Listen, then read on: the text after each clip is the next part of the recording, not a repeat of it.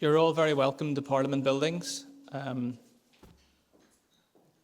we're very grateful for you attending today. And again, just would like to thank the Assembly, once again, the Assembly team here for hosting us today in Parliament buildings. This, believe it or not, I had a quick look today, is the 13th year of the Commission's annual statement. At times flown by really fast. For today's event, for those on social media, if you're posting on social media about the event, please use the hashtag @AS2025. Should be a graphic on the screen. There is. Great. And if you've got the annual statement, which you'll see is getting bigger and bigger each year, you may have received a copy on arrival. There's very few of them, so you're one of a lucky group of people if you've managed to bag yourself a hard copy. You can also view the report now on the Commission's website, which is www.nihrc.org, in our publication section, or again, you can scan the QR codes on the screen, or I think they're up around the room in a few places as well.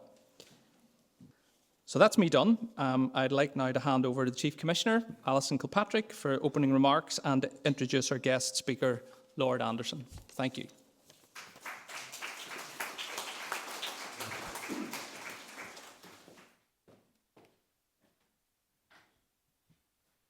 Good afternoon, everyone. You're very welcome, everyone who's joined us in the room today and also online. David referenced the report. There's one up here. We used to give tote bags that went with them. This year we're going to have to give trolley bags, I'm afraid. So do read it if you can, but I would suggest reading it online. It's a great thrill to have so many people interested in our work. Thank you particularly to the Assembly's Chief Executive, Leslie Hogg, who's helped us launch the report today on the state of human rights in Northern Ireland. And I think it is exactly right that our local democratic institution is where we should be reporting on human rights. This report is our assessment of the last 12 months. 12 months during which we fulfilled our statutory functions, the functions of an institution established by the Belfast Good Friday Agreement, which was voted for by a huge majority in referenda North and South and implemented democratically in Westminster and Stormont.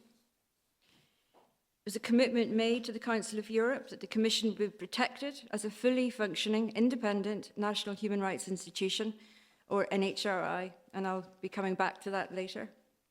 It's an important commitment of the Windsor Framework that government will continue to support our work. So central it is to the Belfast Good Friday Agreement and the UK's international standing.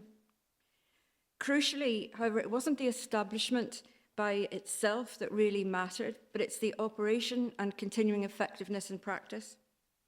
The Commission is obliged to demonstrate its compliance with international principles, including its complete independence from government. And so while the Commission is treated as an arm's length public body for practical accounting reasons, it is much more than that. Its constitution, powers and duties are unique and based upon the International Paris Convention, and it was set up that way. Government promised to protect and support this unique standing. Why, you may ask? Their answer is because it matters. It matters at home and abroad, and with all due conceit, I agree with them. And this year feels to me to be particularly important. It marks 75 years of the European Convention on Human Rights and Fundamental Freedoms, 25 years of application of the Human Rights Act across the UK, but it also marks a year in which the very notion of universal human rights is increasingly under threat. The European Convention on Human Rights was the first, drafted by the Council of Europe, and remains, in our view, its singular greatest achievement.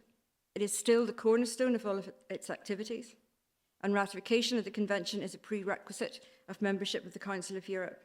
The UK is only one of 46 members of the Council of Europe. We can also mark 66 years of the jurisprudence of the European Court of Human Rights. And Northern Ireland, as many in this room know, is the origin of many seminal cases before that court. We have benefited from its oversight and have contributed to its jurisprudence, so we're very much at the heart of the jurisprudence of the European Court. And when, in 1998, our politicians came together to agree a new foundation upon which we were to build a post-conflict society, they did so in full knowledge of the operation of the Convention and the operation of the European Court. It was accepted and understood that despite the many sacrifices made by the people of Northern Ireland, generations of pain, trauma, grief, lives lost and lives lived in fear and distrust, we could move forward, but only if we embraced the Human Rights Compact. Only then would we have a just, equal, prosperous Northern Ireland for the next generations. And what the Human Rights Act did was to make good the promises of the Belfast Good Friday Agreement, including the full incorporation of the European Convention into Northern Ireland law, and in turn secured practical accountability at home. It was simple yet profound as pieces of legislation go. Because all of the UK's public authorities must comply with the European Convention or face the consequences in a domestic court or tribunal. That means rights will be enjoyed and can be enjoyed in practice.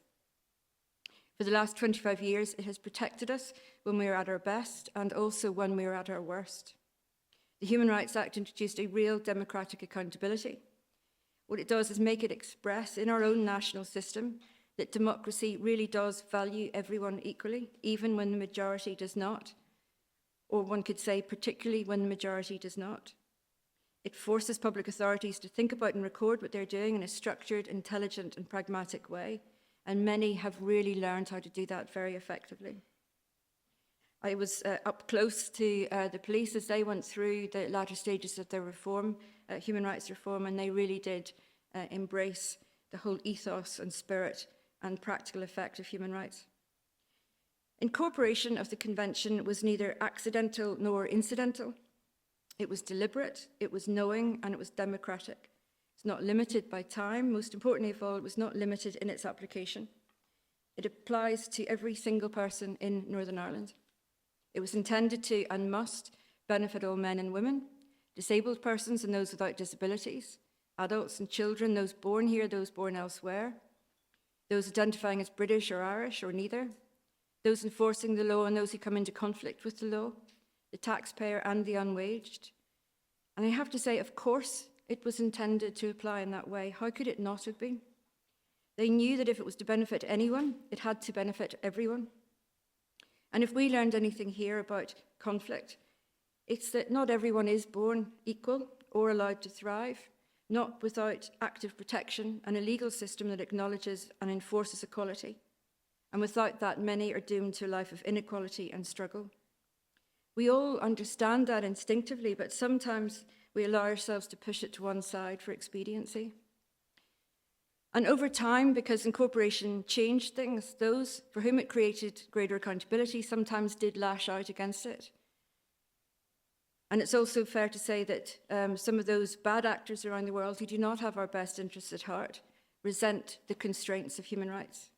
They prefer to divide us and thrive off despair. By dividing people, encouraging them to question each other rather than those in power, our rights are deprecated without us even noticing.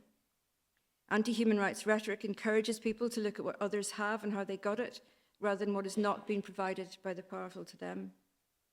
The Convention, conversely, and what it stands for is unity, equality, fairness, accountability. But that in itself is the perfect scapegoat. The argument goes, but for the constraints of the Convention, the UK could be great again. But one does have to ask, great again for whom exactly? Not if one looks at the case law under the European Convention, and David is going to take us through some of it, but not for ethnic minorities, not for women, not for the victims of crime, not for the survivors of abuse, not for the security forces, not for lesbian, gay, bisexual or transgender people, not for those with disabilities, not for children, not for families. So for whom are we making it great again? All of those groups have benefited from provisions of the Convention. There are also those who will say the Convention was good in its time, but it has, to use a colloquialism, lost the run of itself as we apply it in Northern Ireland, and that rights have developed beyond what common sense allows. And there are certainly cases and judgments and debates where that is a legitimate question to ask. But on balance, I think the answer is that human rights do not work if they do not evolve. And evolution is tricky at times, but it's what people do, and human rights must evolve with them. They mean very little unless they apply to people, regardless of where they started or what they represent, or whether they are part of, for example, a new wave of migration. So if you start to fiddle with the Convention or its universal application, you undermine it fatally. Take a dent out of any of it, and it all begins to crumble. You may consider be sitting pretty right now, but imagine a change in your circumstances, a change in society's tastes that don't align with yours, a demographic shift that puts you in the minority, or a stupid mistake you make which causes others to lose their respect for you. What then? Where do you turn? The UK government has pledged to keep the Human Rights Act and the Convention. They have committed to human rights and their universal realisation, which is enormously welcomed. But it can be more difficult to maintain a commitment to universal human rights during global crises, when many of the loudest opponents are engaged in a pile-on. We need to speak louder, to advocate for human rights and demonstrate how the Convention and the Human Rights Act have helped us and can continue to. And we must do that without fear or favour. That well-worn phrase that gets trotted out, but we must revive it and use it truthfully. Critics often categorise human rights and human rights advocates as, inverted commas, political. And in case you're in any doubt, it's not meant as a compliment. But human rights are political in the sense that the politicians we elect to represent us and keep us safe have the power to improve and undermine rights protection. We must therefore engage with and challenge them. But it is wholly wrong to equate that with nefarious politicking.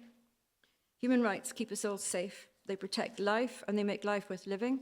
They allow us to express our faith or lack of it, allow us to vote for one party or another.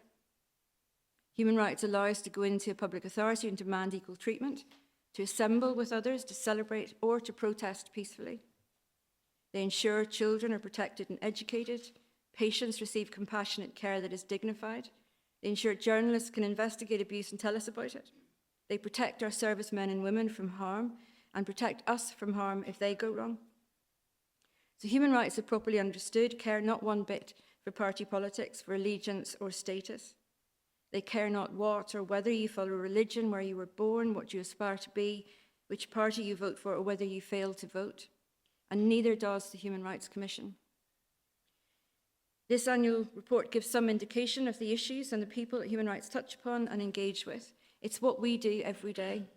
And much of our work does not attract public attention, but it goes on with as much vigour because it matters to people and therefore it matters to us. We do at times engage publicly, not because we want attention for the sake of it. In fact, I'm much better off without attention, but because we have a statutory duty to educate and promote a human rights culture in Northern Ireland. And that can be daunting because it can pitch us against government and even sometimes against public opinion. But it is our job to continue, however uncomfortable. The Northern Ireland Human Rights Commission was established to be the NIHRC, the National Human Rights Institution. And that's not a throwaway term, it's a term of art. It is a body that is recognised by the United Nations, subject to review and accreditation. It sits on a global stage with very particular purposes. The High Commissioner has said this: NHRIs are uniquely placed to hold governments to account and advance human rights. As state-created and state-funded institutions, they enjoy special legitimacy and access to policymakers. At the same time, they are mandated to cooperate closely with civil society.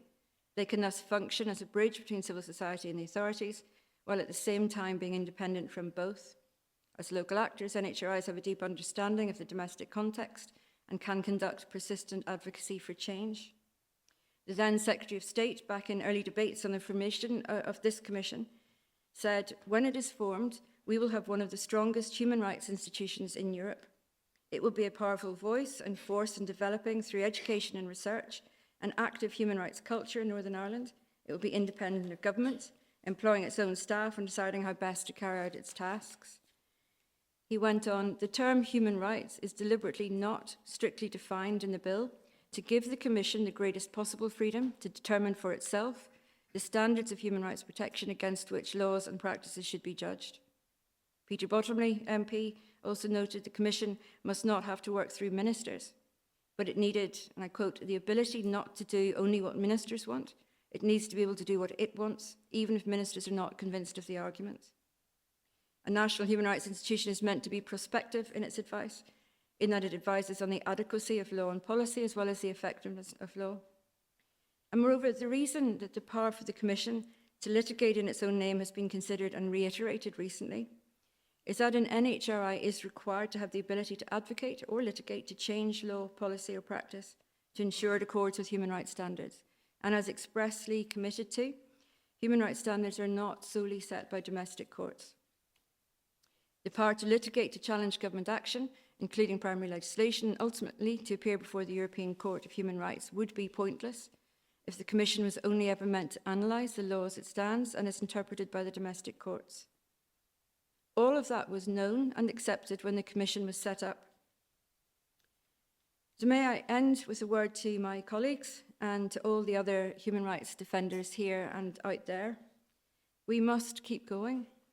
The Council of Europe's Human Rights Commissioner stressed recently, maintaining independence and working on unpopular issues takes great strength and courage. He explained that independent NIHRCs are human rights defenders and should have access to effective protection mechanisms. Otherwise, he said, what is at stake is the weakening of effective human rights protection for all in democratic societies. It is only when NIHRCs are able to operate independently and efficiently that they can also offer adequate protection to individuals and other human rights defenders. So to those who are reading this report, maybe for the first time, please bear that in mind. And to those who are responsible for this report, many of you are in the room, both within the office and as stakeholders, I thank you because we could not have done it without you. This work matters. It's our duty to continue to the best of our ability for the benefit of all of the people of Northern Ireland who we are fortunate to serve. To the young people, who I'm looking forward to speaking to more the next year, who've shown an interest in human rights and who've met with us before, no pressure, but we are depending on you. You're the generation that's really going to make a difference. We've been inspired by you when we visit schools and any time we meet you and talk about our work. You seem to have a compassion and a visceral appreciation for equality that can be lost later in life. So hold on to it. Get yourselves equipped with human rights tools and use them, not just for yourselves, but for others. And with that, ties in, hopefully, with having the very great pleasure and honour to introduce Lord Anderson of Ipswich. David, if I may. David is a barrister practising from Brickcourt Chambers and a crossbench peer. He's a visiting professor at King's College London, a member of the Advisory Council of Transparency International UK, chair of the European Institute at University College London. He sits on the Constitution Committee of the House of Lords and chairs the trustees of Intermediate, a charity which facilitates peace negotiations in some of the world's most complex and dangerous conflicts.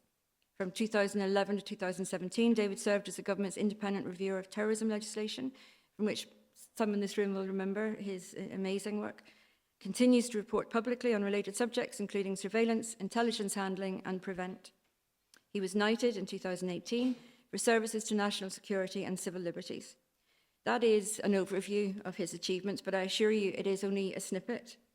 Because, and I don't want to embarrass David, but I do want to say this.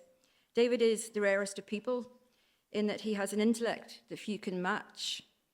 I wouldn't even consider trying. But it sits alongside what is sometimes underestimated and called a common touch, but is actually extremely rare. And I would just pause to say, having now met Lady Anderson, I think David has met a match. And I think you're quite able to take him on, but I wouldn't dare. And what David has, in my experience, and this is why we've asked him to be here today, is an integrity, compassion, and courage in the pursuit of public service, and a sense of equality and justice that has made him the best lawyer I've met. As I say, that's why we asked him. It's what we strive for at the Commission. We don't always meet that lofty standard, and it's what I continue to work forward to myself. So David, thank you so very much for everything you've done in the past. Thank you for joining us today, and we're all really looking forward to hearing what you have to say. Thank you.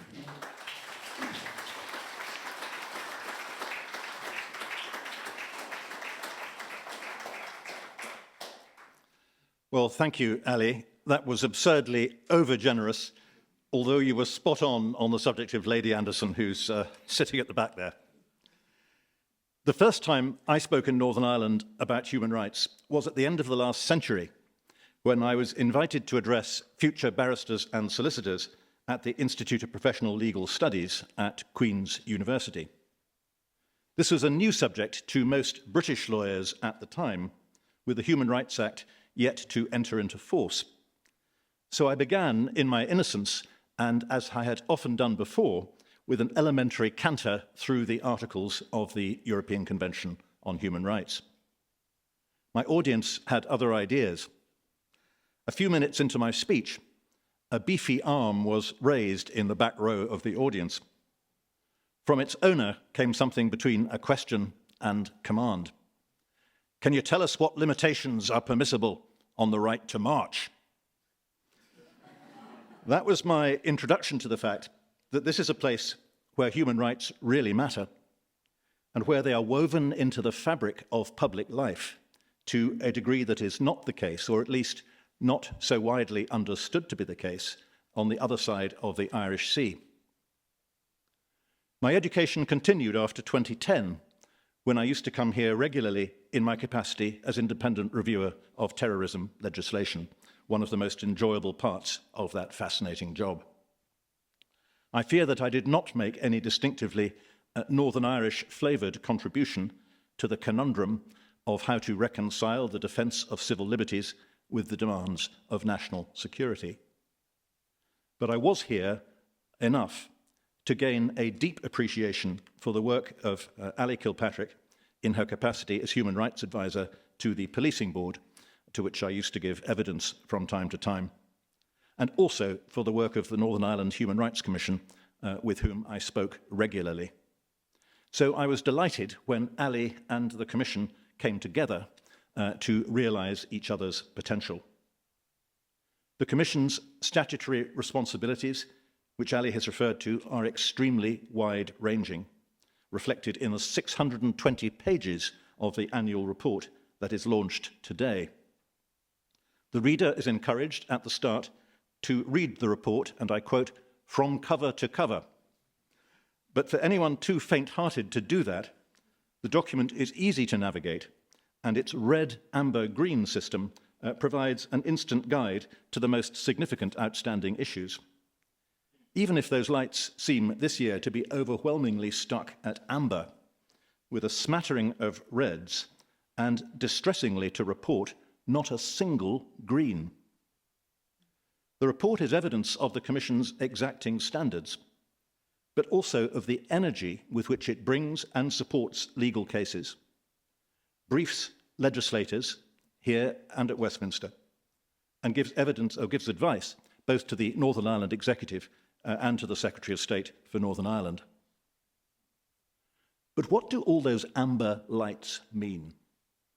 Are they amber traffic lights, which will eventually turn to green if only we have the patience to wait? Or are they more like the amber lights that come on the dashboard when we're driving, a warning of trouble to come, perhaps even of possible breakdown? My crossbench colleague, Lord Lisvane, a former clerk of the House of Commons, likes to say of the United Kingdom's constitution that expensive noises are coming from the engine. The same is sadly but undoubtedly true of what is sometimes called the international rules-based order. We see growing disrespect across the world for internationally agreed systems, whether their purpose is to regulate trade, to mitigate climate change, to ensure respect for territorial integrity, to outlaw the targeted killing of civilians, or to ensure accountability for the very gravest crimes. International mechanisms for human rights protection, too, are being questioned, defied, and disregarded. The current regimes in Russia and China are not the first to characterize human rights as an alien concept invented by hypocritical Westerners in their own interest. But illiberal governments, intolerant of constraints and scornful of minority rights, are now appearing even in Europe and North America. The core values of democracy, rule of law, and respect for human rights brought our continent together after the Second World War, the end of fascism in the south of Europe, and the fall of communism in the East. They are once more under threat. The United Kingdom still remains, in all its essentials, a liberal democracy. But international human rights do not command universal or uncritical support. Human rights skepticism takes three main forms. The first and most sinister form derives from a worldview that rejects any impediment to an elected government, and may even not be too fussy about the means by which the government is elected. Its adherents take aim not only at human rights, but at other counterbalances to raw political power, or the commercial interests associated with it.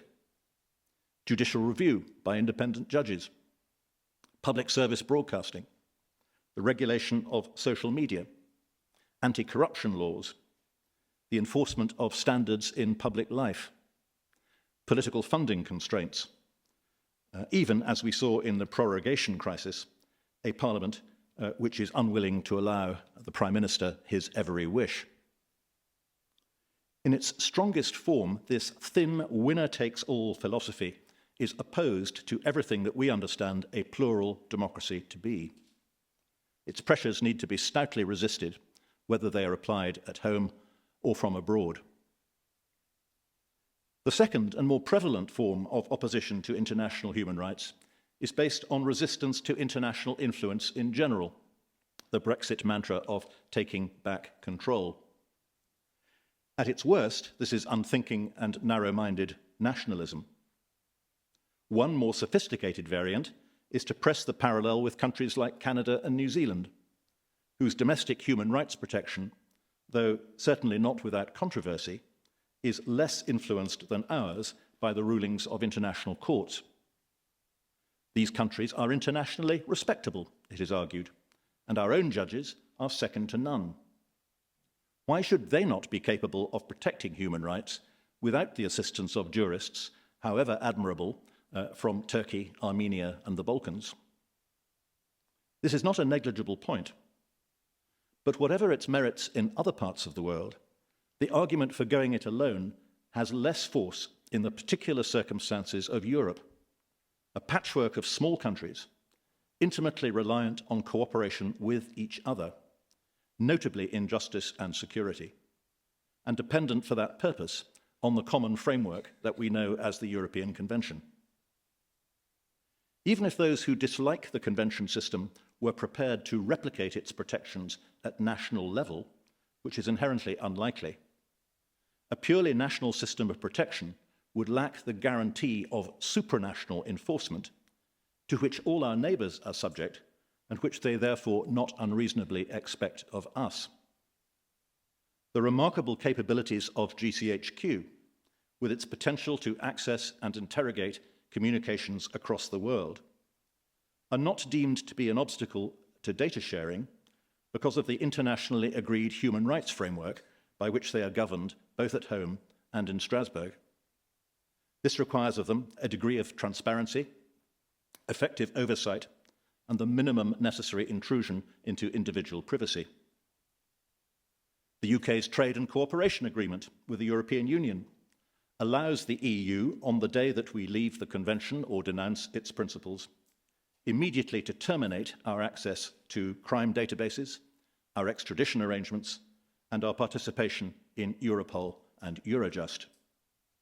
Withdrawal from the Convention, rather than enabling us, as one senior politician has suggested, to protect the public and secure our borders, would threaten our ability to do both. The third and most benign form of criticism acknowledges the geopolitical value of international human rights instruments. However, it regards them not as immutable records of the universal rights of all mankind, but rather as political constructs which may need to be altered as global circumstances change. The fact that the Convention does not grant Article 6 fair trial rights to asylum seekers was, after all, the outcome of a political process driven by the original contracting states. Given the status of the Convention as a living instrument, whose interpretation can be taken in sometimes unexpected directions by the European Court, as, for example, over the years on the issue of extraterritorial jurisdiction, it is not unreasonable for governments to expect some continuing influence on the direction of travel. If this third form of criticism is a heresy, then I must confess to being a heretic. The principal means by which states may influence the court, it is and should remain by their submissions in individual cases. These can be especially persuasive if joint submissions are made by a significant group of states, as was done in the recent Ukraine and Netherlands versus Russia case. Judicial independence is guaranteed as things stand and must, of course, remain sacrosanct. But if a sufficient number of national governments are concerned at a systemic level by the manner in which their convention is being understood or applied, then why should they not be entitled to issue declarations, to adopt protocols, and even, should a pressing need ever arise, to tweak the wording of the substantive articles of the Convention, as indeed the EU did when formulating its Charter of Fundamental Rights? This is a position that comes relatively easy to British lawyers because of the nature of our own constitution, which is political rather than judicial in nature.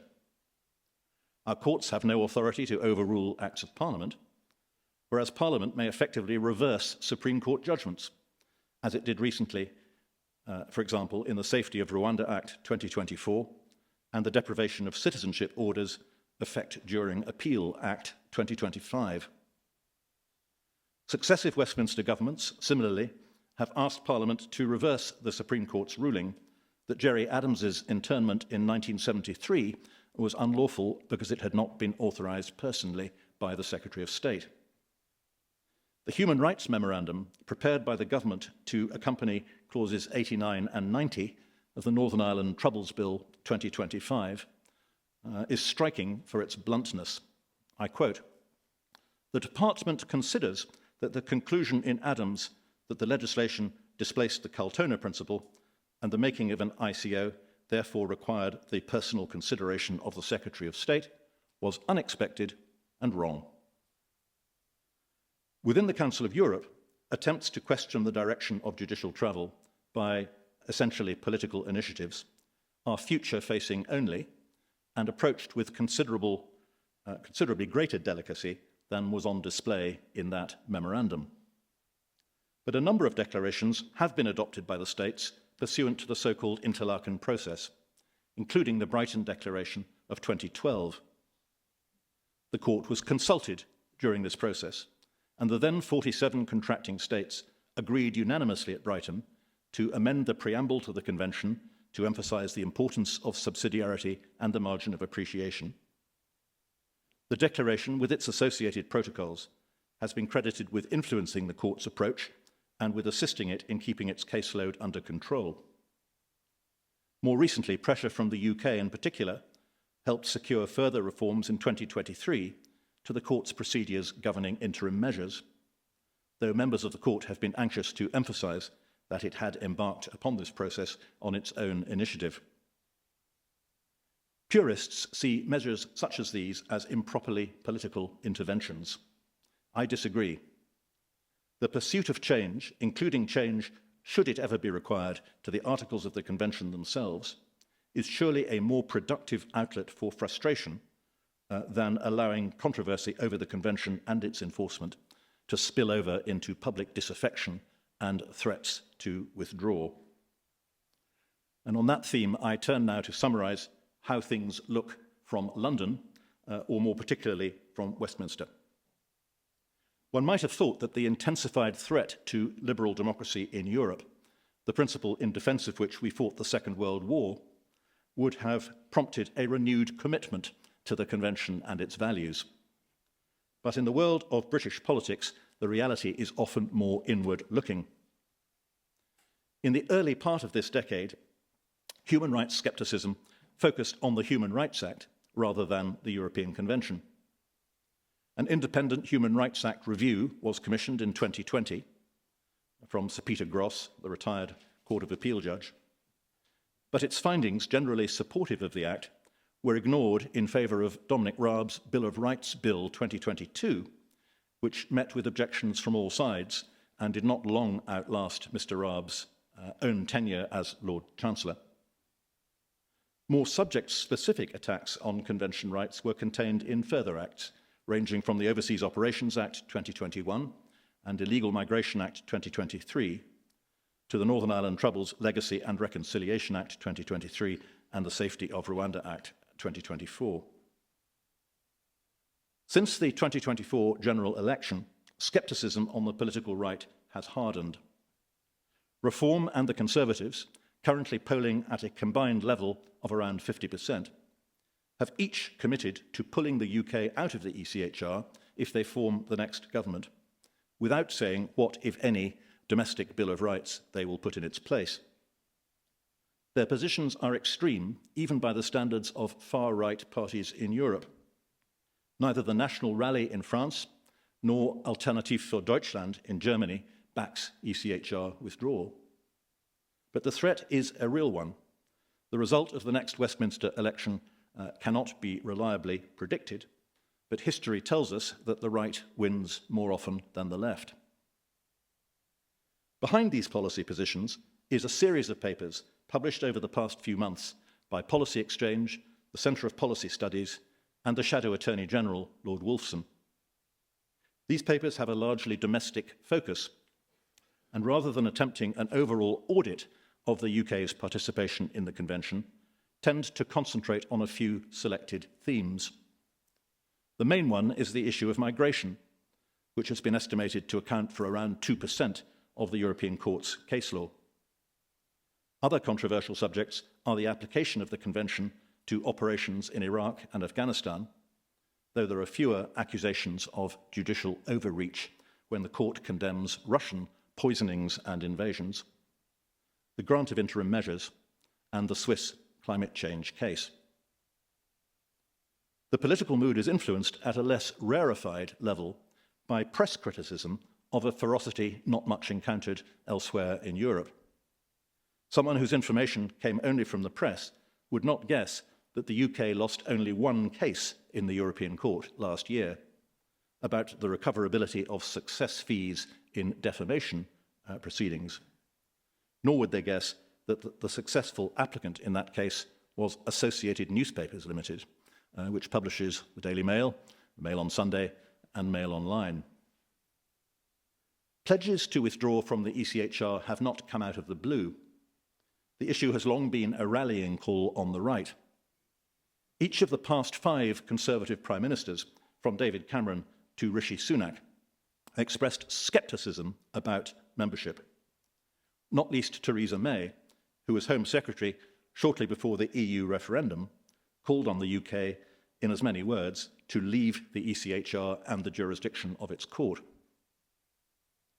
Other politicians, principally on the left, continue to defend the Convention. They point to the changes that the European Court has in the past prompted to our own law, from birching in schools to gays in the military.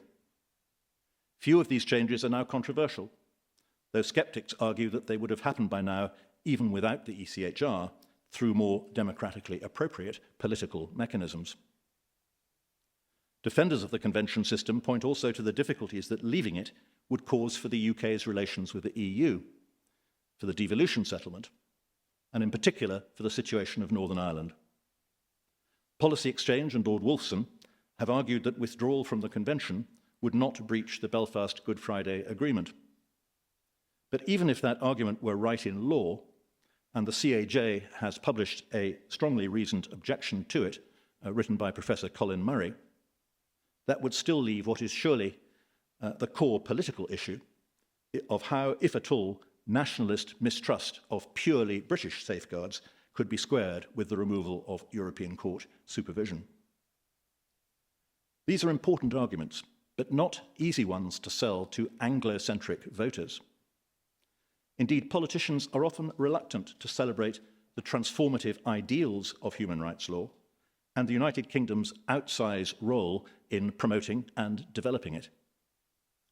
This is reminiscent of the Brexit debate, in which Remainers tended to make defensive and transactional arguments rather than a positive case based on the projection of British influence, opportunity for the young, collective strength, and security in an uncertain world. It is mostly academics and NGOs, rather than the politicians, who have been injecting such passion as there is into the ECHR debate in Britain. The Bonavero Institute at the University of Oxford has published 2 major reports, one focused on the migration issue and the other more general in scope. And last month, almost 300 groups, ranging from the Tainted Blood campaign to the Centre for Military Justice, joined Liberty in a letter calling for a full-throated defence of the Convention on its 75th anniversary. Our current Prime Minister is, of course, an experienced human rights advocate and respected writer on the subject. He also has the distinction of being Ali Kilpatrick's predecessor at the Northern Ireland Policing Board. For as long as his hand is on the tiller, our full participation in the ECHR is not in doubt. But convention scepticism has long been a feature on the left as well as the right of politics. It was after all, the Labour Lord Chancellor, William Jowett, who told Attlee's cabinet in 1950 that adherence to the convention would jeopardise our whole system of law in favour, as he put it, of some half-baked scheme administered by some unknown court. And Sir Hartley Shawcross, lead British prosecutor at Nuremberg and Labour Attorney General, dismissed the right of individuals to bring cases in Strasbourg as wholly opposed to the theory of responsible government. Similar views have been expressed by Lord Glasman, leader of the Blue Labour movement and a strong supporter of the current Home Secretary, Shabana Mahmood. He told GB News this September that Labour should withdraw the United Kingdom from the European Convention, adding for good measure, we should never have been in it in the first place. Given the political background, perhaps we should be surprised that public support for the UK's continued membership is as high as it is. A Savanta Amnesty poll last month found that 48% wanted to remain parties to the Convention, as against 26% who wanted to leave. But as was the case in relation to EU membership prior to the 2016 referendum, support for the Convention has fluctuated considerably over the years. Few things in politics are certain. Whether a pledge survives a change of leader, and whether it is activated immediately after victory or becomes a second-term priority that turns out to be too difficult to proceed with, are questions that cannot be reliably judged in advance. The situation is not yet urgent, but we may fairly say that the amber light marked ECHR withdrawal is flashing ominously on the dashboard. In the meantime, the current government is taking the initiative, not only within the Council of Europe, of which more in a moment, but domestically as well.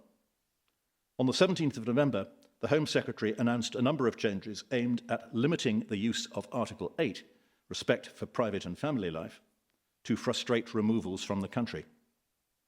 These include rebalancing the public interest test, adopting a restrictive definition of family life, and limiting the routes by which Article 8 claims can be made, especially from abroad. The European Court in Otiti against the UK displayed a measure of tolerance for similar domestic provisions introduced in 2014, rejecting the submission that they prevented a meaningful proportionality assessment and amounted to a systematic violation of Article 8 rights. Further strong domestic guidance was issued this June in the case of Andrićević against Poland, this time by the judiciary. The Supreme Court noted that Article 8 was being raised, as they put it, almost as a matter of course in every extradition case, and made its disapproval clear, ruling that in future it was most unlikely that a plea of disproportionate interference with private life would ever succeed, and that reliance on family life would have no prospects of success save in cases of exceptionally severe impact. The European Court will no doubt push back if it sees the need to do so. For my part, I should be surprised if it does. Article 3, among other things, imposes an absolute prohibition on deporting or extraditing people to countries where there is a real risk that they will suffer not only torture, but inhuman or degrading treatment. The relatively low threshold for inhuman or degrading treatment, applicable to domestic and international cases alike, coupled with the fact that balancing factors such as the risk to the domestic population may not be taken into account, has given rise to some domestic extradition judgments that, though well-reasoned and faithful to the Convention case law, come to results that fair-minded people may reasonably find difficult to accept. Though Article 3 is absent from the Home Secretary's domestic to-do list, it was marked by her, I think justifiably, for attention at international level. Well, I turn to Strasbourg, and the view from Strasbourg is, of course, not uniform, since 46 countries are represented at the Council of Europe. Their representatives there communicate generally in English, and in the margins, British cultural products from Yes Minister to Harry Potter are widespread points of common reference. But the content and tone of Strasbourg conversations are rather different from those in London. Having spent most of the week there last week, as I do every few months, may I leave you with three, of course, impressionistic snapshots. My first snapshot is from the quarterly human rights meeting of the Committee of Ministers in Strasbourg. Government ministers do sometimes attend these meetings of the CMDH, as it is called, but its regular attenders are the ambassadors of the 46 member states of the Council of Europe. They meet for the purpose of supervising the execution of judgments of the European Court of Human Rights. Given the political nature of this enforcement mechanism and the fact that every state finds itself under scrutiny from time to time, one might have thought that the states would be easy on one another, but that is not my experience. Progress can be frustratingly slow, as in all international institutions. But on issue after issue, ranging from the safeguards in closed material proceedings to the segregation of Roma pupils, the ill treatment of migrants, and the irreducibility of a life sentence imposed on a mentally ill prisoner, pressure is gently or not so gently applied. Most states do their best to comply, and supervision by the committee continues to the point where it is no longer needed. Last week's first debate was on the McCurr against UK group of cases, on the failure to conduct Article 2 compliant investigations into actions of the security forces in Northern Ireland during the Troubles. This saga has consumed a good deal of CMDH time over the years. On Tuesday, the UK government carefully explained its latest legislative proposals. The Irish government added its comments, and an agreed way forward was presented to the committee for approval. Of course, the two governments have other fora in which to talk, and breakthroughs in such matters depend not on the strictures of other states so much as on a favourable political climate. But the international context of the discussion and the discipline and transparency imposed by the Convention procedures, not to mention an interstate case brought in the Strasbourg court by Ireland, were certainly material factors in the progress made. My second snapshot is from the corridors of the Council of Europe, where all the buzz is about the Interministerial Conference on Migration to be held in Strasbourg this Wednesday, attended by our Deputy Prime Minister and Attorney General. That conference is expected to arrive at a political declaration, which will set out the positive role of the Convention and the Court, while referring to the difficulties experienced by Member States in expelling and removing convicted foreign criminals. More work will be signalled on migrant smuggling, returns, and migrant hubs, and the Committee of Ministers will be asked to come up with a draft political declaration on migration and the Convention for adoption at a dedicated conference of foreign ministers in Chisinau next May. This initiative was initially set in train by an open letter from 9 EU countries, led by Denmark and Italy. Though its tone was unwelcome to some, a substantial number of other states, including the United Kingdom, soon associated themselves with its sentiments. The 2026 political declaration will no doubt emphasise the relatively hands-off approach that the court itself has been taking to Article 8, evident from cases like Savran against Denmark. I hope that it will also be possible to address the Article 3 concerns to which I have alluded. For example, the issue of when the inhuman and degrading treatment threshold will be met in the context of medical care and prison condition cases. A declaration along those lines will go further than the ones already adopted as part of the Interlaken process, because it would touch on the substantive interpretation of Convention rights rather than simply their procedural application. Nobody expects it to be easy to negotiate. But for the elected governments of the contracting states to bring this debate to a meaningful conclusion would be not only a proper diplomatic exercise, but a welcome one. My third and final snapshot, taken this time with a wide-angle lens, is from the extrajudicial writings of judges whose terms at the European Court of Human Rights recently came to an end. The former Irish judge, Shifra O'Leary, in an article co-written in October with her Bulgarian colleague, Jonko Grotsev, addressed what she described as the obvious pattern of democratic decay in these words. Over the last 2 decades, Europe has witnessed different variations of a liberal democracy and authoritarian forms of government, rolled out at different speeds, but usually achieved by the use of political and very often legal means to dismantle democratic institutions and undermine human rights. She went on to explain how procedural mechanisms, from interim measures to case management and the pilot judgment procedure, could enable the Court and the Committee of Ministers, despite their budgetary constraints, to bring pressure to bear where it is most needed. The recently retired United Kingdom judge, Tim Eicher, in his Harry Weinreber lecture, also given in October, dealt conscientiously with the standard United Kingdom complaints concerning the migration case law, interim measures, the living instrument doctrine, and so on. He made clear, however, his frustration at what he described as a debate in much of which I hardly recognise the court I so recently served on, going on to emphasise the utterly uncontroversial nature of most of the court's judgments and to highlight the wider significance of some of them. Eicher referred in particular to the 15 interstate cases pending before the court, from Georgia against Russia to Armenia against Azerbaijan.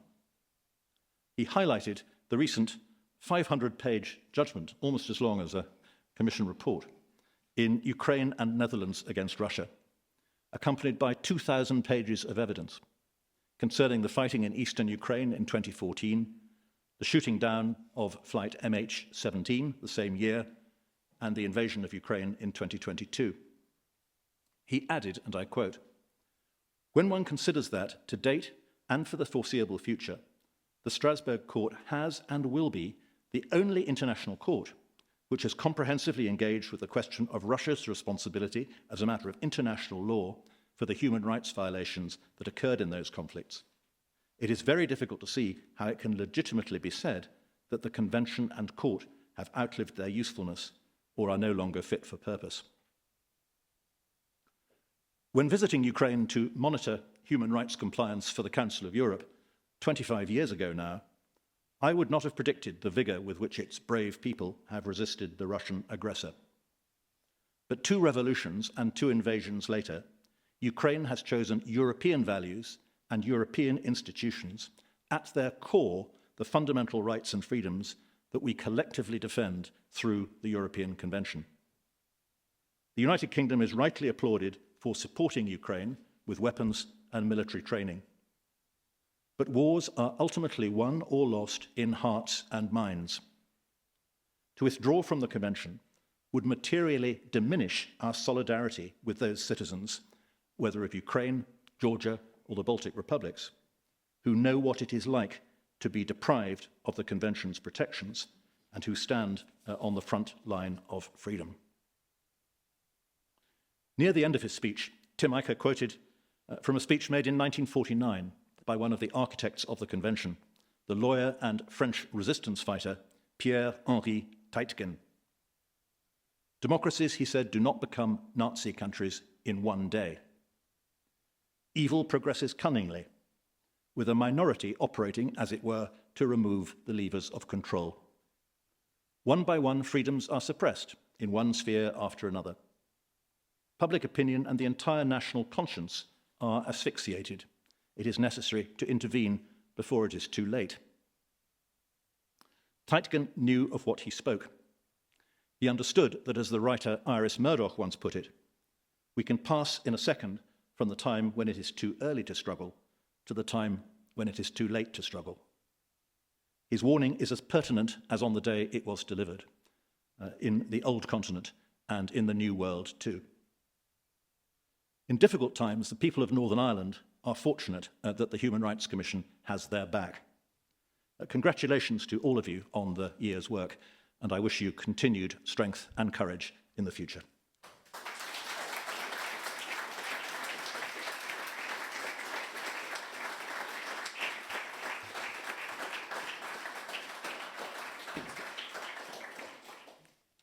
Thank you very much, Lord Anderson. So we have time now for questions from the floor and I think online as well, which will be fed back into the room. So Alison and Lord Anderson are available for questions. Who would like to start?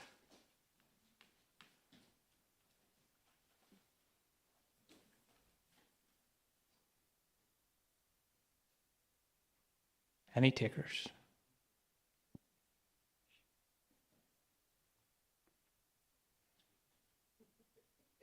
Well, I'll start, if I may, by asking Alison, the author of these 620 pages, looking at the year we've just had and that she's just reported on, what are the things that have surprised you most that you would not really have expected this time last year?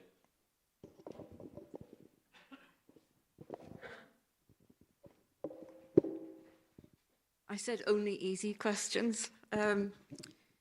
Gosh, it is an important question, actually. It's one we need to reflect on. I think what happens during the year is you get so busy juggling all different things, you don't actually take a step back, take a breath, and just look at the sort of patterns and things and what matters and what doesn't matter, where our priorities should be, and maybe what we can leave alone for a year or two. I've been surprised that despite evidence to the contrary of the benefit of universal human rights in Northern Ireland in relation to healthcare cases, children's education, in relation to conflict and investigations, etc., there continues to be a groundswell of anti-human rights rhetoric here.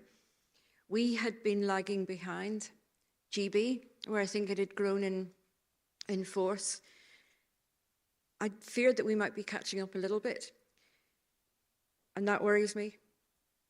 How we communicate the positive benefit of human rights compliance, not just when it suits, but all of the time, even when it doesn't suit.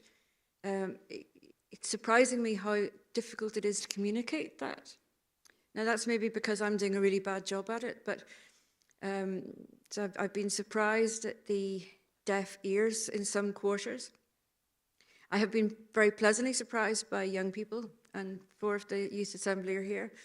Their approach to human rights gives me real optimism. But also,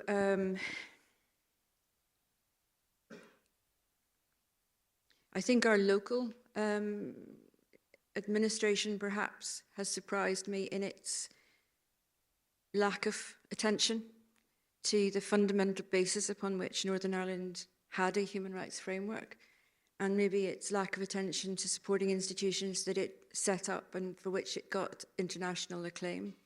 I think that's reflected in some of the work as well. And the simple refusal or lack of ability to respond to recommendations. I am very happy to have somebody say, I don't accept that recommendation because it's wrong. Very happy, but simply ignoring it, I don't think is a very healthy democracy, and that has surprised me, the extent to which it's becoming acceptable to simply ignore recommendations or findings of a human rights institution. As I said, I think it's important to remember what we are. We are not set up as an advice agency. We are set up deliberately, and there's some really good Hansard debate on this, deliberately to move forward the debate on human rights in a positive culture, and to advise government to introduce new laws to better align with international standards. I recognise, maybe a lot of people here might be surprised for me to say this, I recognise an awful lot of what you said in your speech as well. I think it's something we've got to tackle, we've got to understand, and we've also got to be really honest and open for consideration of how we must change it, because we're not doing it simply by rhetoric and by persuading alone. So I'm not sure that really answers your question, but it's more of a sort of a general sense that something has gone wrong. Something has gone wrong this year. And I've been saying this ever since I started here. Every year I think it's going to get better, and every year I think I start to sound less optimistic. This year I'm particularly pessimistic, but I have still got cause for a lot of optimism. And when I see a turnout like this, the very first year I did this, we didn't have even half the people, I don't think. So the interest is positive, very positive.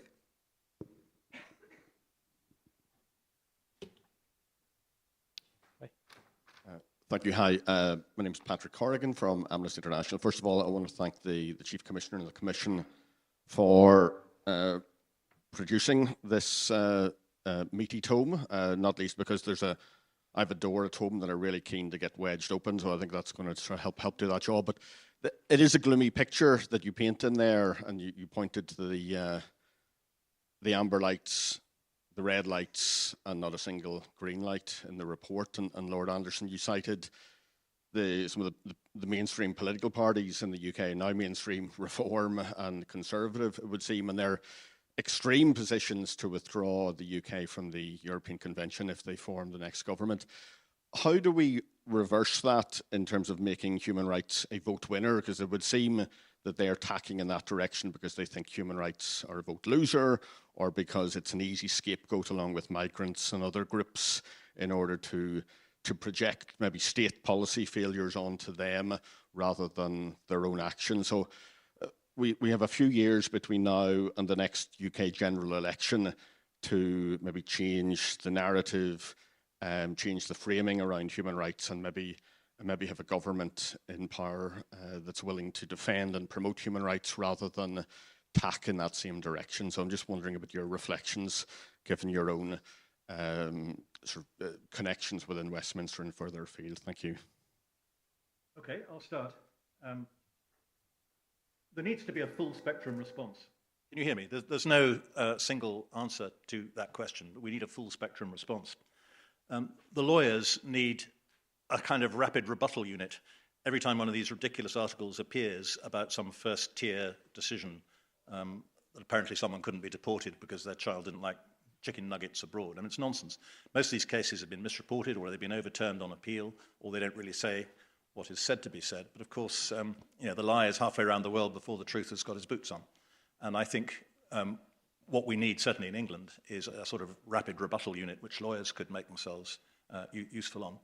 I think politicians have a good job to do, and to some extent they're doing it already, just by trying to explain how incredibly burdensome this would be at a practical level.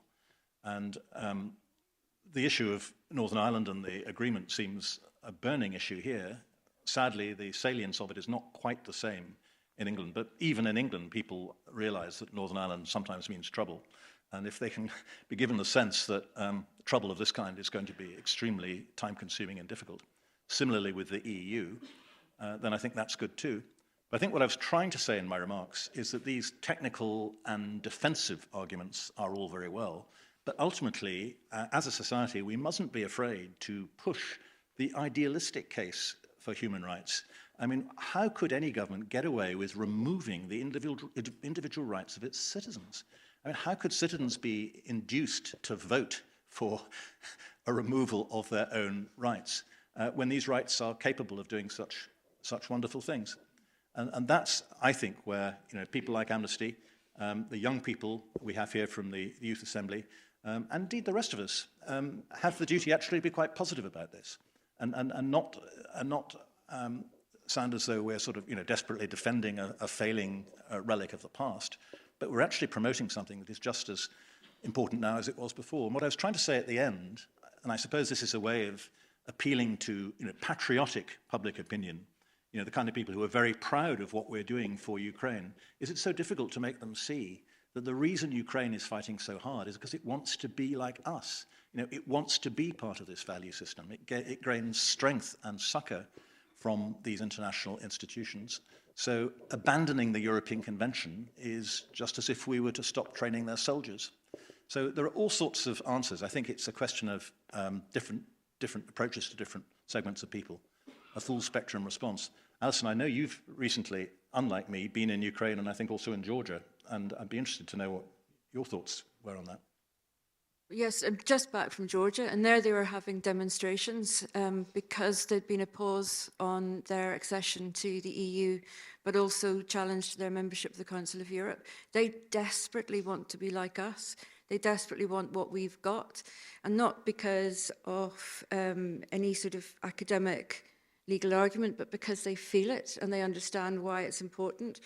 I was in Ukraine the year before, traveling around quite a bit, and there were every night we were in bunkers, 2 or 3 times a night, And people are living under that pressure the whole time. They're seeing their young men sometimes not coming home at all, but certainly coming home in body bags, children being stolen and taken to Russia. And not once did one of them say to me, human rights is all very well, but it's really hard. Times are tough.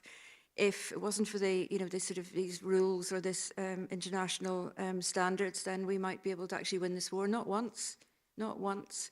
They kept saying, we are winning this war. We're continuing to fight because we want to have this rules-based system. We want to have values. We want our children to have these values. And it's so, you can feel it on the streets of Ukraine. And if ever anyone had a right to say, can we just put it to one side for a while? It's a little bit too inconvenient to be holding ourselves to these high standards while somebody's dropping bombs on us. It would be them, but they're not. Not once did I hear that. Now, that's not to say there aren't some people loitering in the background, but that is not the feeling on the ground in Ukraine. I was exhausted after a week and a half. They are absolutely exhausted. There's very little left in them, and yet they still haven't given up. So when I say I'm sort of gloomy, pessimistic, I don't mean that in a sense that we should continue to be pessimistic. I think we have every reason to be optimistic. And for all the reasons you gave, there are ways of addressing these few bad cases or difficult judgments or maybe misapplication and procedural difficulties, so that a couple of bad cases don't undermine a whole framework. But it does take up people like us. I'm not saying I'm the best spokesperson necessarily, but lawyers to be challenging these as they arise. And we've got to tackle the media, and we've got to tackle our politicians. And I call on any politicians who are in this room, remember that something you say in a moment can last for a very long time, and it can pull apart the whole fabric upon which we've based our so-called civilized society here. And maybe just think a little bit more carefully. We have a question online, and then I'll come back into the room. So in the face of long waiting lists for healthcare, poverty being experienced by so many, and the knocks that so many people are taking in their everyday lives, including financially, how can we show that human rights protections are having an impact on the everyday lives of people? Certainly, you can. I didn't hear it. Where did that come from? Who am I? Online. Oh, I said that's why. I think we can certainly point to individual cases where individuals' rights have been protected by taking cases against trusts or by a particular department, or by or against the Department of Health, and showing that human rights have a very practical effect. So it can range from something like, in a care home, human rights can protect against being strapped into a chair just because it's easier and it's less difficult to watch that person and give them a sense of freedom during the day. That was a human rights claim that changed that whole approach in a care home. Access to medication is one. A couple of cases that have been litigated very successfully that have opened up access to certain drugs that otherwise would be expensive. But they've said as a human rights issue that medication should be made available. There are many situations in which human rights can be applied, and I think if implied in the question is that maybe it doesn't feel like human rights have stepped in often enough in healthcare settings, I would say also look at why that might be. Part of it is funding. Part of it is the fact that we don't have enough lawyers with enough legal aid to represent people who have potential cases in these situations, but also because we haven't fully embraced the convention and its rights and really tried to apply them to individuals. Coming back every time to this notion of humanity, think about what it would be like if it was your mother or father or your loved one or indeed yourself in hospital being treated in a certain way because it was easier or cheaper, more convenient. And that's when human rights should apply. We continue to try and do these sorts of cases.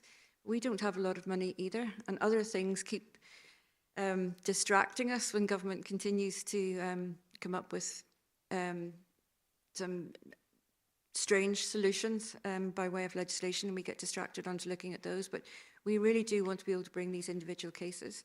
And I would simply say, keep trying, keep pushing.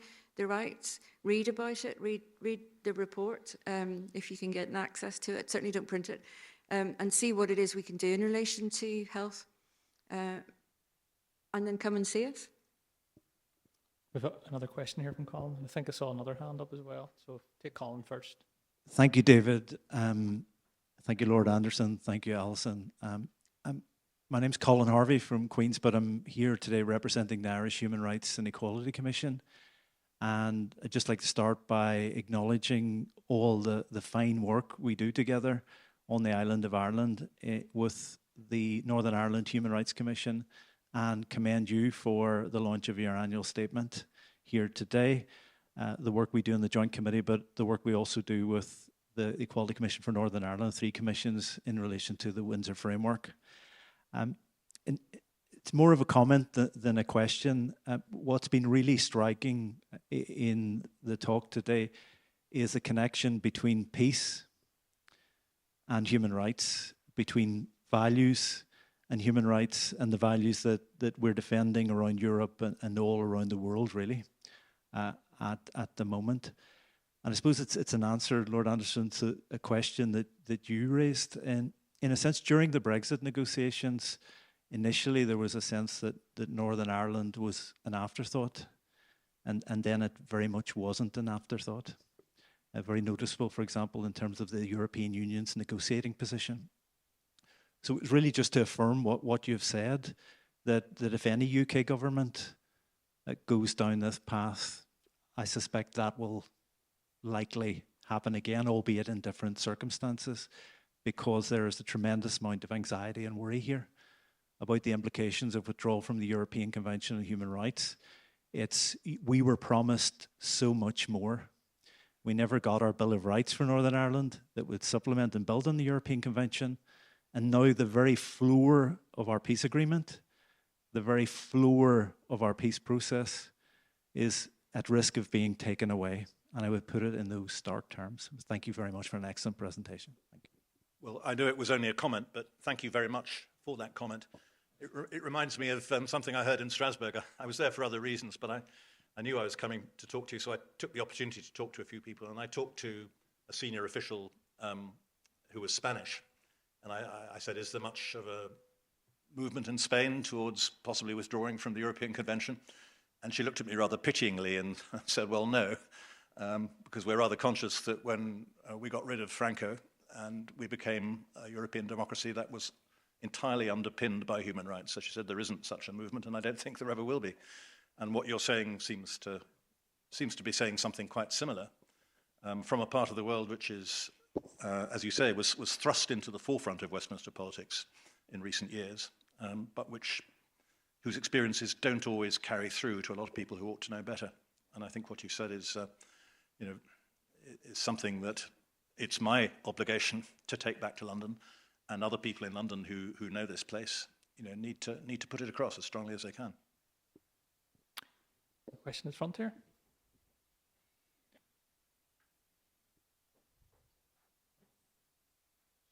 First of all, just thank you to the Commission from Northern Ireland Assembly for inviting us in this opportunity just to review human rights in Northern Ireland over the past year. I think from the point of view from the Youth Assembly, the United Nations Convention on the Rights of the Child and human rights in general is fundamental, and it's paramount in all of the work that we do. With that, we had the opportunity to work with the Justice Department on the Justice Bill, and in that we had the opportunity to meet with the Justice Minister, Naomi Long, and we had discussed with her to do with the criminal age of responsibility, because quickly flicking through the report, I'd noticed that it had been identified as red on the traffic light system. And with that, really what I want to ask is that she had said herself that there was a lack of cross-party support in Northern Ireland for raising the age of criminal responsibility.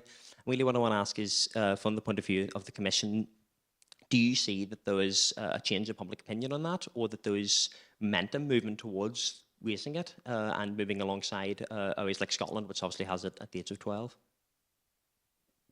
Thank you. That's an excellent but very, very difficult question to answer.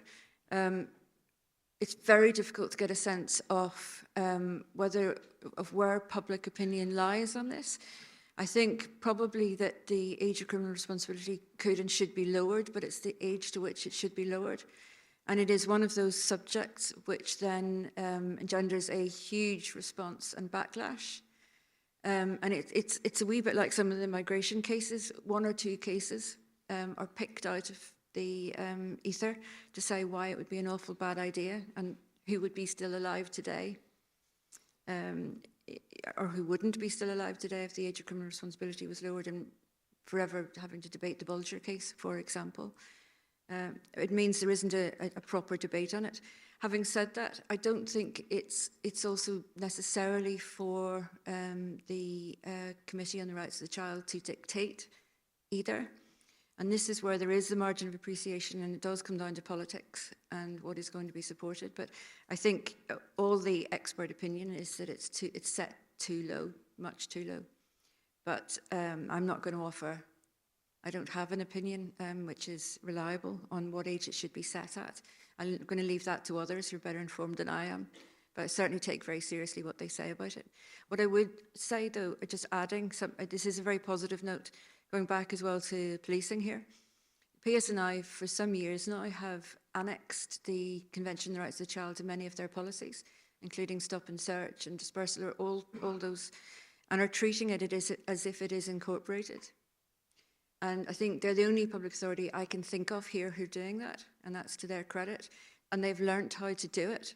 Now, that doesn't mean the age of criminal responsibility is different in the police's eyes, but it does mean that how they deal with younger children has changed, and I think it is enormously to their credit. And also, the negative exchanges they're having with young people are decreasing, as far as I can tell. Thank you. So, another question at the back? Yep. I'd like to thank both of you for speaking as well and inviting us to this event. My question is more for Lord Anderson with regard to his work on national security and anti-terrorism work. In the era of conflict and the wars going on across the world, where should the line be drawn between legitimate AI-enabled security measures and also technology that, in terms of surveillance, could undermine civil liberties, and the companies producing those, how should they be accountable in relation to human rights and civil liberties? Thank you. Thank you. Well, I'm cautious about courts of human rights reaching too far. Ali gave a good example relating to the health system. Maybe there is a way of treating someone in a way that is kinder to them, less intrusive into their dignity than another way, and that seems to me is entirely within the province of the Human Rights Court to speak. Where I think it gets very difficult is if you invite judges to make decisions which have major implications, for example, for the allocation of resources. And it's partly when that happens, or when there is a perception that it happens, that not only politicians but members of the public begin to feel they're being bossed around excessively by these judges, particularly if they feel their instructions are coming from Europe.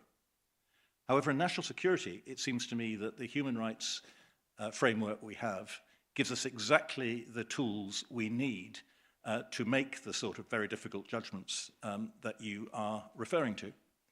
And you could look back through the history of our country.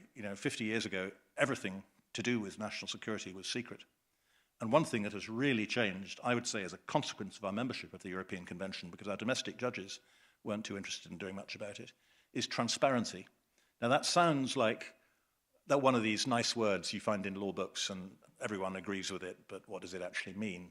Well, I saw what it meant when I reviewed the law of investigatory powers for the three-party leaders under the Cameron government. Our law was in a lot of trouble from the European courts. It was in trouble from public opinion because of Edward Snowden's activity, and for various other reasons it was not looking tenable. And my main theme was we've got to level with people and explain what it is that we do, not in a way that that prejudices operations by giving too much practical detail, but in a way that enables the parliamentarians, the assembly members that pass these laws, and the people who are subject to those laws to know what it is exactly that the state is entitled to do in their case. I didn't understand quite how powerful that weapon of transparency would be. The draft bill was published. With it came 1,500 pages of accompanying material that had been declassified. And the Big Brother Watch and the Privacy International and all these people who had been quite properly making a big noise about these powers, partly because no one would tell them how they were being used, went very quiet for a few days. They read these documents, and then they started speaking up again. But instead of saying, this is Orwellian, this is Kafkaesque, you know, you're corrupt and all the rest of it, they said, well, what exactly is the justification for this capability? And shouldn't there be a few more safeguards on that one?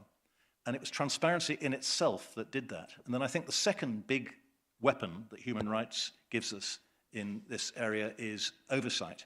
You know, the need for judicial oversight, but also the need for some sort of commissioner. You know, perhaps your next job, I don't know, Ali, but I mean, there are some retired judges who sit in London and who look with real care at all the warrants that are granted. They have technical inspectors who can get inside all the black boxes in MI5 and MI6. And they've got real clout. And they call out the intelligence agencies, and they sometimes do. So I think transparency and oversight are the absolutely key weapons that human rights give us. And it's quite rare, actually, for anyone to say that that is politically controversial or that these are things that shouldn't apply. There is also, of course, proportionality. You know, did the state go too far in this particular enterprise? The courts are much more reticent about applying that because the security services have so many things to balance when they are making a judgment. But ultimately, there will be cases where they have to apply that too. And you know, you look at the United States, where they discovered that the CIA was spying on Martin Luther King's family. It was spying on the women's liberation movement. You know, similarly in Canada, the Mounties, who at the time were the security service, were spying on the Quebec separatist party. You know, and there comes a time where a court needs to be able to say, you know, that is just unacceptable. That just goes too far. So I think those are the sort of the three weapons that, in my book, human rights give us.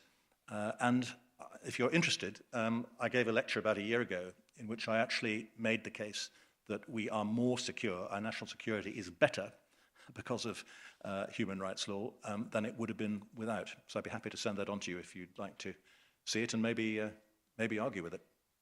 Thank you. I think we have time maybe to squeeze in one or two questions more. And there's one online, I think, so you can take it first. May I just add before you do, David, just add something to what to echo what Lord Anderson has said, but also to give you a very concrete example. Again, going back to PSNI, they had all sorts of methods of carrying out surveillance and getting intelligence.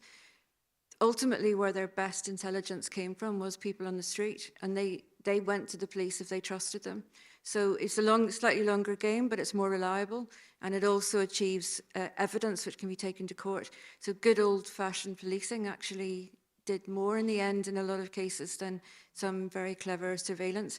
But people need to trust, and they need to trust that if you have these covert powers and extensive powers, that somebody is given access to oversee it, and that you're going to be honest about what it is you're doing. You don't give them secure information. Of course you don't. Nobody wants that.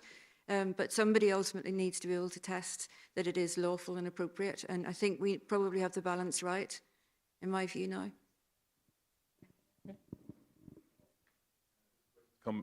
Coming online, should we be worried by the Supreme Court statements potentially limiting its application of ECHR standards protecting family rights outlined by Lord Anderson, when ECHR standards apply here by virtue of UK's accession to the Convention, that it also operates as a part of the national law, and in Northern Ireland by virtue of the parallel application of the same standard as it applies in Ireland?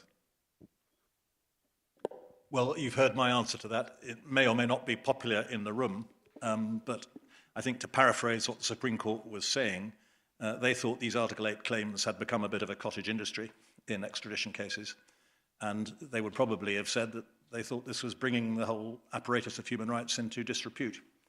And that's why they moved to, as they saw it, correct the position. But Ali, you may have another view.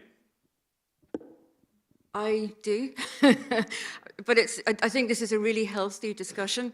My view is, well, I don't actually have a different view. It's just simply, I think, a different approach. I do worry that a few bad cases in this area tend to result very quickly in calls to dismantle the whole system that has stood us in very good stead up to now. I can't think of very many other areas of law where a few bad decisions by judges has led to a dismantling of the fundamental framework, but it certainly doesn't help those of us who are advocating for the importance and the practical reality of human rights. So I sort of agree with you. I want to disagree more than I do, I think. I think there is a sense, sometimes it's important just to be able to show people that these human rights aren't something that's been imposed on us by Europe or by the Labour government or, whatever else it might be. There is actually a dialogue here. And we've seen that with the courts when they've pushed back before. For example, the Strasbourg court told us we were making too much use of hearsay evidence in criminal proceedings in England and Wales. And Lord Judge, who is a wonderful judge, our Lord Chief Justice in England and also a parliamentarian and my absolute role model in Parliament, he pushed back and said, well, actually, I don't think you've understood exactly how we use hearsay evidence. And I know that you are the last word on all this stuff because you're the European Court, but I'd ask you to reconsider. And they did. And I think that was a very healthy thing. And you could see this case I mentioned, Andrisevic, in the same light. Our judges are saying, look, the case law is fine, and we understand you do give us a lot of freedom in the way we apply it. Well, we're going to use that freedom because we think these rights are being abused by undeserving people.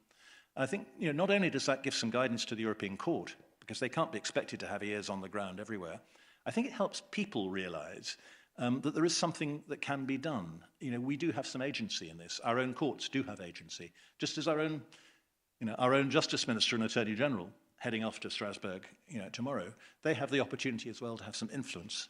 And I think the more people can see this as a dialogue in which we are respected and in which our words count for something, the more accepting they are likely to be in the end of this supranational framework. Thank you. So I'm going to call it there. We're bang on 2:00, I think. The annual statement, as you all know, is the end of a full year of work for the Commission, and it isn't possible without the Commission's fantastic staff. Somebody told me this morning as well that increasingly the annual statement is marked as the start of the holiday period. So if you we wish you all a happy festive Christmas. And if you could just join me in thanking Lord Anderson for a fantastic speech and for giving us his time today. And thank you very much for attending.